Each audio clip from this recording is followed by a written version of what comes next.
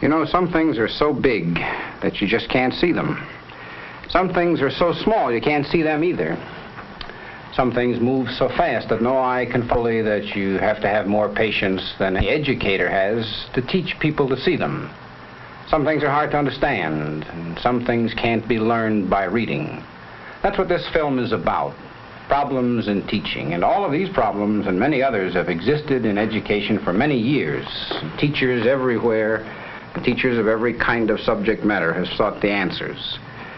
I suspect we're closer to finding the answers today than ever before, simply because more people are thinking about education, have been thinking about it seriously and motivated by a desire to really do something about it than ever before in the history of our nation.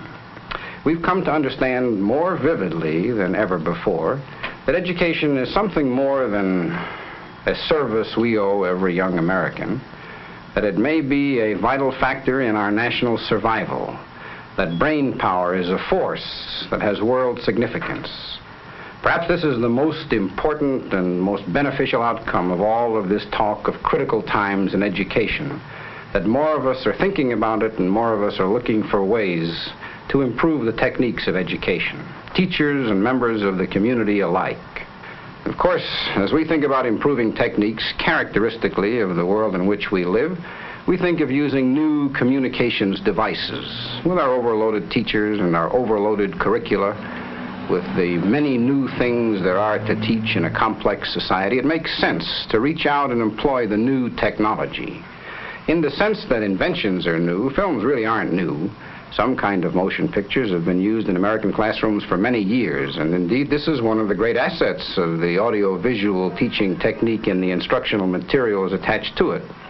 They've been around for a long, long time. There's a large body of knowledge, a large body of materials, and a large body of skilled people who've learned to use them and are willing and anxious to teach others to use them.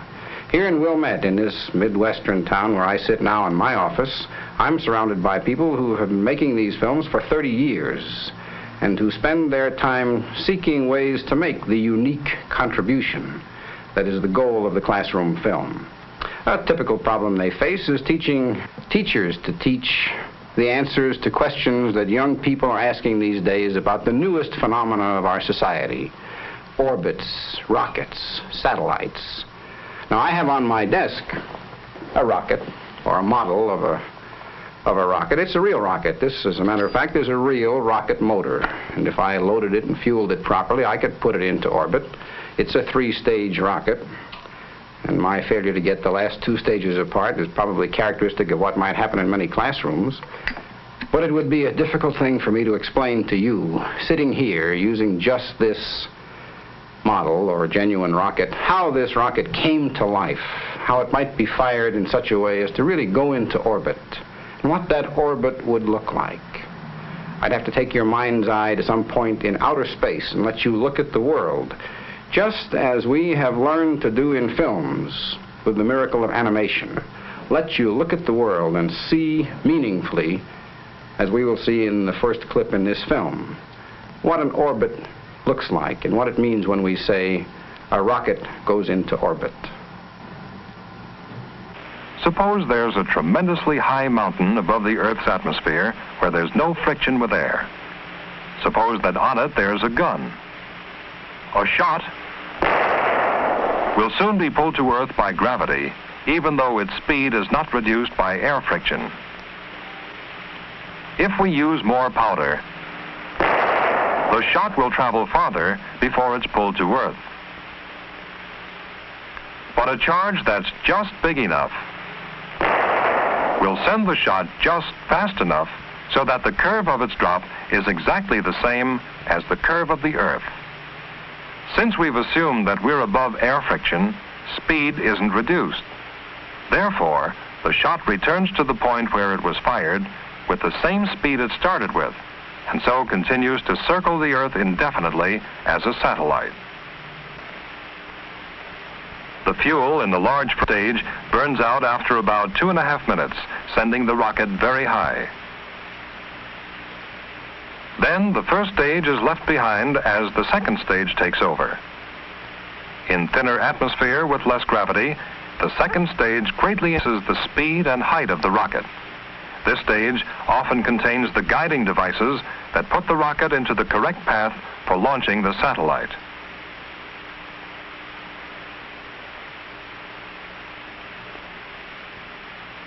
Now the nose cone is released.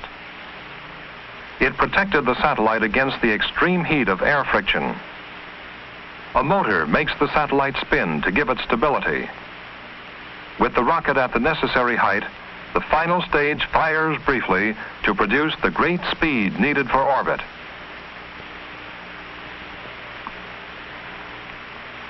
The satellite is then ejected, and if all has gone well, it goes into orbit, with the rocket casing trailing it. You get some idea of the vexing nature of the teacher's problem when you realize that some things just aren't easy to explain. Try telling a child, for example, that a caterpillar turns into a butterfly. Well, when you ask him next Friday on the quiz, he'll tell you that a caterpillar turns into a butterfly, but the chances are he doesn't know what he's saying and doesn't really understand the process. Here's where the educational filmmaker really gets his best licks in. He uses the magic of time-lapse photography, taking action that takes hours and days, weeks and months, and compressing it into a meaningful few moments. He uses animation and extreme close-up and photomicrography, and he turns an event that can't have meaning unless you personally participate in it and observe it yourself into one that has deep educational significance. Let's see how he does this in the climactic few seconds from a film called The Monarch Butterfly Story. Watch closely now, for you are about to witness one of nature's grandest dramas.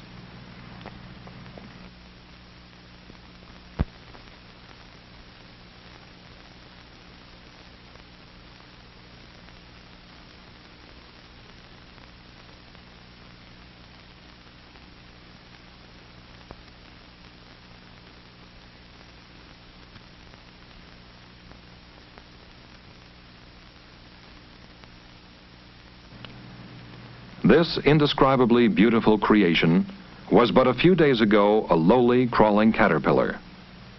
But now, its recreated body is pumping fluid into the veins of wings, destined for the glorious freedom of the boundless skies.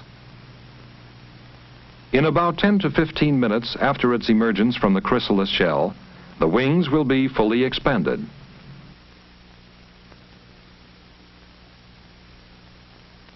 The monarch droops them limply to dry them in the warm rays of the sun. In a few hours, they will be thoroughly dry and stiffened by the hardening of the fluid. At last, it tries its wings and rises with majestic power to frolic in the sunny meadows, to seek the sparkling nectar of the flowers, to add a new generation of beauty to this wonderful world. Now, there are some things the eye can't see, some things that are just too small. And here's where the producer of classroom films extends the range of the human eye far beyond its ordinary horizon. On this slide, for example, I have an amoeba. Now, you can't see this amoeba, and I can't see it either. You couldn't see it if I held it right up against the face of the camera. And students, as a matter of fact, can barely see it with the kind of microscopes they use in the classroom, in classrooms where there are enough microscopes for every student. Magnified 50 or 100 or 120 times, it just doesn't look very big. It also looks quite dead. What does an amoeba look like, alive, magnified 2,000 times its size, and seen in full color? How big, speaking of microscopic life, how big is a one-celled animal? What do one-celled animals look like under the microscope? To deliver this information to the classroom, we asked one of the great microphotographers, Dr. Roman Vishniak, to draw the eye of a needle across the field of his powerful microscopes, while his camera recorded the sight in color film. And then we asked him to magnify 2,000 times, living and in color, an amoeba. And that's what you'll see in this next film clip, a sequence from his great film, Protozoa. The amoeba moves simply by streaming from one place to another. The body becomes lengthened into what is called a pseudopod, or false foot. The endoplasm streams into the pseudopod. Amoeba, with its pseudopods, forms a major group of protozoa, since protozoa are usually classified by the way in which they move. Now how about dealing with things that are invisible, that our eyes can't see at all, that you can't magnify? You run across these, for example, in the study of the human body, that important aspect of biology where we study ourselves, how to protect and take care of our bodies and maintain our health when we come to understand something about the living process as it affects us. How would you teach sound? How people hear? You can't see sound. You can't see the sound I make as my voice travels through the camera and the soundtrack and the speaker of your projector and into your ear. How do you give a meaningful experience to a young person to whom you're teaching sound? Our cameraman told us that about the only way they could see that this could be done would be to take a camera inside a human head and look out through the ear. This isn't very easy to do with most human heads. But they said this is the only way you can see the middle ear, living. See the eardrum vibrate. See those three bones, the hammer and the anvil and the stirrup, doing whatever it is they do to communicate the sound wave sensation at the eardrum to the brain. With remarkable ingenuity, in a piece of film that's known all around the world and is widely believed to be one of the most effective pieces of teaching film ever made, they did just this in a film called The Ears and Hearing. They matched animation, moving drawings, with this remarkable piece of photography. In this view, we're looking into the middle ear. The semi-transparent membrane vibrating at the lower left is the eardrum. The bones connected with it are the middle ear bones. This is the sound that is causing the eardrum to vibrate.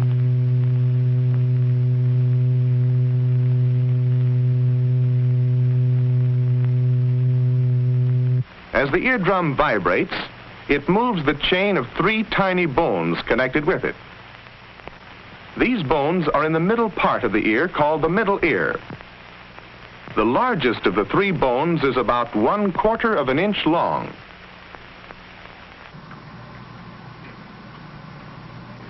The human body is a good example of the sound motion picture at its best in education. Almost all of it's difficult to understand and difficult to see in action, and certainly difficult to demonstrate in the classroom. How about the human heart? It beats inside of everyone who's watching me. It's beating inside of me. You can't hear it beating and you can't see it.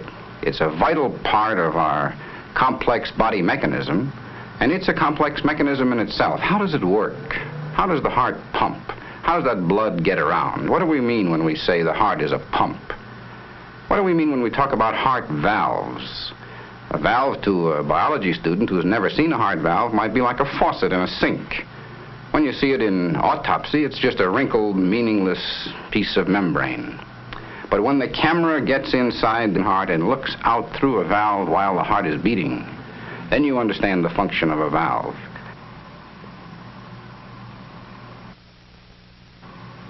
And when the skilled animator takes the heart as a pump and with a series of moving drawings shows you just how it functions, then you have another of the unique experiences that only the classroom film can bring to the teacher in the classroom.